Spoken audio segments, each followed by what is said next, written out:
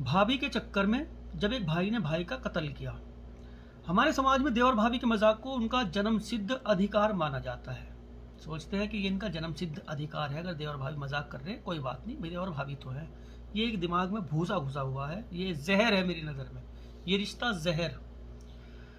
मजाक की भी सीमाएं होती हैं, हदें होती हैं। जब वो हदें पार करने लगते हैं तभी इस तरह की घटनाएं अंजाम दी जाती हैं। ये कोई आज की नई घटना नहीं है। देवर भाभी के रिश्ते न जाने कब से शर्मसार होते हुए आए हैं, न जाने कब से। रिश्ता तो वैसे कोई नहीं बचा। हमारे समाज में आज भी ऐसे न जाने कितने परिवार हैं जिन परिवारों की भाभियाँ जो हैं अपने देवरों को औलाद के समान मानती हैं।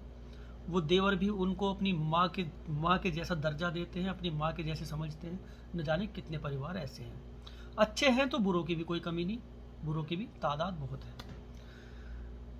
मैं अपनी बात बताऊं, मेरी 7 भाभियाँ हैं, हम 8 भाई हैं, 7 भाभी है मेरी। 7 भाभी में से कोई बेचारी ये नहीं बोल सकती कि हमारे देवरों ने कभी हमसे मजाक की।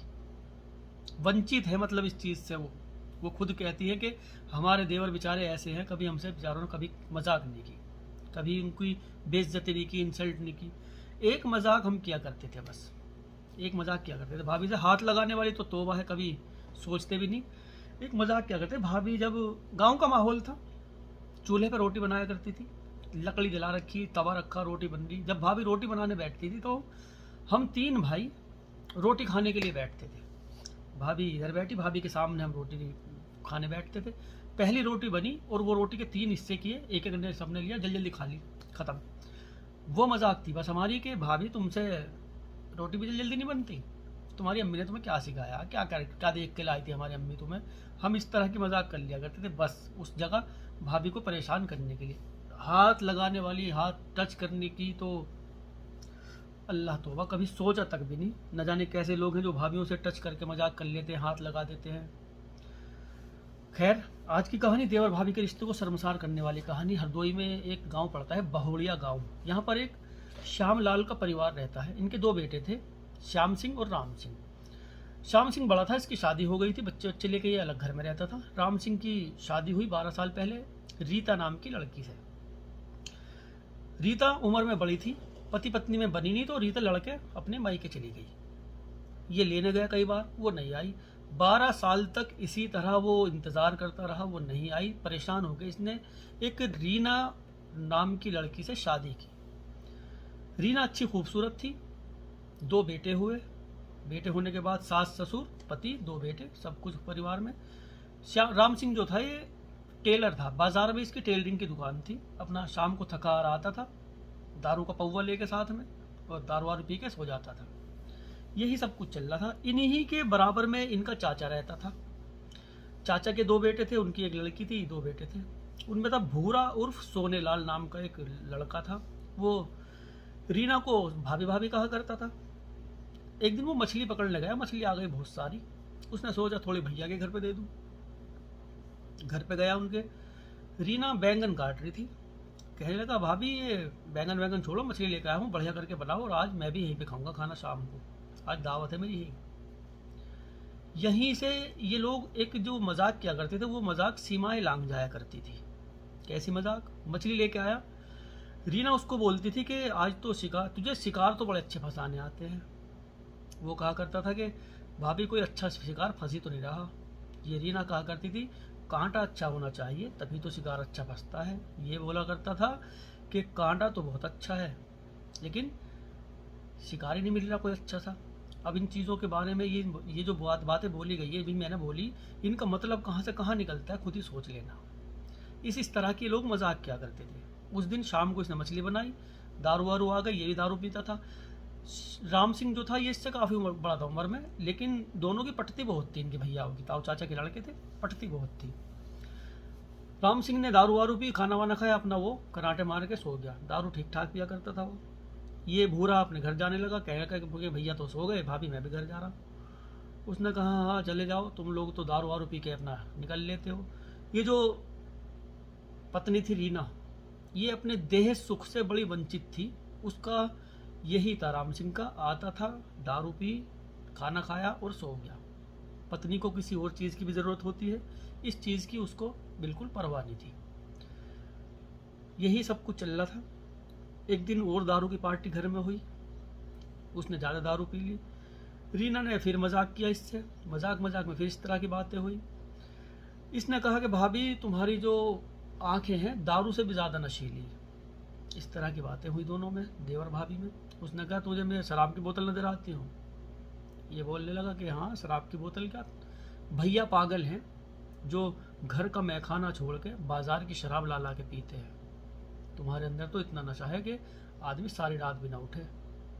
शराब की तारीफ किया करता था ये हमेशा कि थका हारा कितना भी आदमी आए शराब पियो, पूरी थकान उतर जाती है, नींद अच्छी आती है।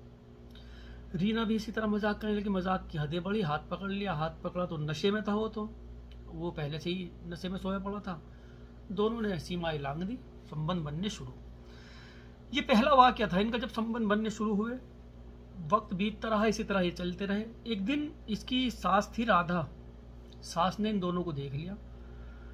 ये मुंह लटका के खड़ी हो गई और वो चुपचाप नीचे नजर करके बाहर निकल के चला गया। राधा ने इसको डांटा कि कुलक्षणी क्या गुल खिला रही थी, तेरे माँ बाप से कहूंगी। राधा उसको धमकी देने लगी। रीना उसके पैरों में पड़ गई, माई माफ कर दे, गलती हो गई, अगर आइंदा गलती होगी तो तू मेरा गला अपने हाथ से दबा दिया, आइंदा गलती नहीं होगी, गलती हो गई। राधा ने भी सोचा कि खानदान की इज्जत की बात है, उसने किसी से कुछ नहीं कहा, अपने पति से कह दिया बस, रीना के ससुर से, कि बहू ऐसे ऐसे गुल खिला रही। दोनों ने उसको समझाया, वो समझ भी गई, मिलना जुलना बंद हो गया। जो राम सिंह था अपने बेटे से इन्होंने कुछ नहीं कहा। वक्त बीता इनका, मिलना जुलना बंद। वो जो भूरा था उसने आना बंद कर दिया कि अब तो राधा को पता लग गया, ताई को। एक दिन ये श्याम सिंह अपने राम सिंह दुकान से आ रहा था, भूरा रास्ते में लगे, यार घर वर नहीं आता तो उनको जी मेरा काम वाम में फंसा हुआ, बस अब ऐसे ही नहीं आना, उनको रात को पार्टी करेंगे, दारू वारू रात को पियेंगे। इसने हाँ तो कर दी, लेकिन ताई के डर से घर नहीं आया। ये घर जाके खुद जबरदस्ती इसको लेके आ गया। यहाँ इसने देखा, श्यामलाल ने और राधा देवी ने, इन दोनों ने देखा उसको कि ये तो खुद ही ले आया उसको घर, इसे क्या कहते हैं। अब कड़वा सा घूट पी के रह गए, इन्होंने पार्टी करी। वो चुपचाप नीचे नजर लगा के बैठा रहा, खाना पीना उसने नीचे नजर लगा के, सब कुछ ऐसा लगा कि जैसे रीना को ये जानता ही नहीं। फिर से इसका आना जाना शुरू हो गया इसी तरह से। वे जो चल रहे थे इसके काम वे फिर से शुरू। एक दिन खेत पे इसने देख लिया राम सिंह ने इन दोनों को मिलते हुए। उस दिन इनकी लड़ाई भी हुई। एक दिन दुकान पे लड़ाई हुई, ये टेलर था, इसने कैंची मार दी थी इसके हाथ में। इसी तरह दोनों का मिलना जुलना बिल्कुल बंद। 29 जुलाई 2020 की बात है। सब लोग ये घर में सो रहे थे, आंगन इनका खुला हुआ था, आंगन गर्मियों के दिन था, आंगन में सो रहे थे। सोच के लिए सुबह सुबह 5 बजे महिलाएं अपना जंगल जा रही थी। उन्होंने देखा राम सिंह की चरपाई के नीचे खून इकट्ठा हो रहा। उन्होंने देखा, उनको भी उठाया, उसके माँ बाप को। रीना जो है ये अपने मायके गई हुई थी उससे पहले ही।